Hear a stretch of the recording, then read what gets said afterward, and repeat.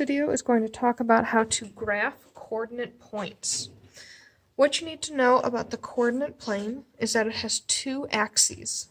This is the y-axis, it goes up and down. This is the x-axis, it goes left to right.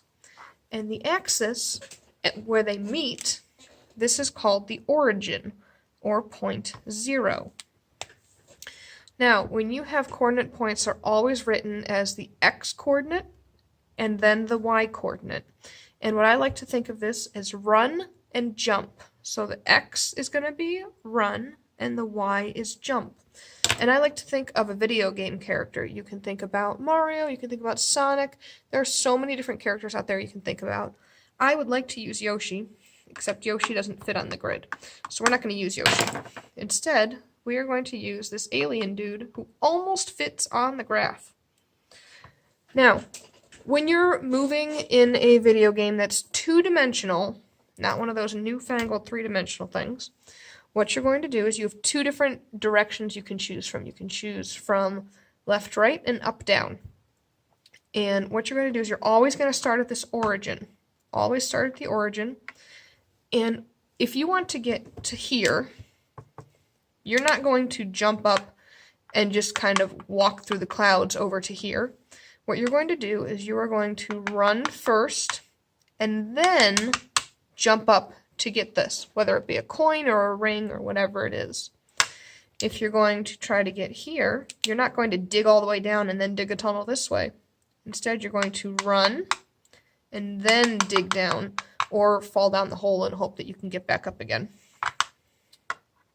Anyways, what we're going to do now is we're going to graph 3 different points so that we can get some practice. We're actually going to remove him so that we can actually see what's going on, but just keep him in your memory, otherwise he'll feel sad. So the first point that we are going to graph is point A. That's going to be 2, 5. Remember that we're always going to start at this origin, and each of these lines, unless it's marked, is going to stand for 1. Sometimes it could be 2, so this would be 2, 4, 6, 8, 10.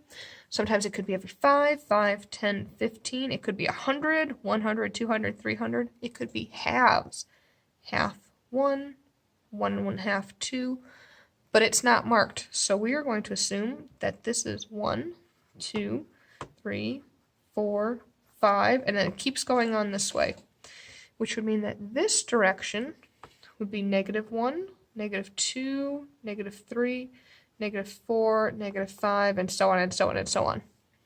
The same is true for the y-axis. To go up, this is 1, 2, 3, 4, 5. To go down would be in the negative, -1, -2, -3, -4, -5. So to plot A, which is run 2, jump 5, we're going to start at this point 0, and we are going to run 2, 1, 2. Look at this one here. Can't draw a dot yet though, because I still have to go to my jump 5.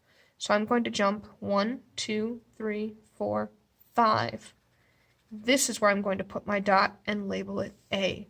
So that is point A. Now we're going to plot point B, which is 3, -2.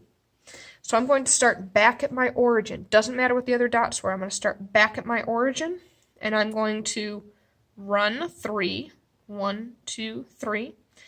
This says jump -2. I've never been able to jump in the negatives before, so I'm going to assume that this means go down.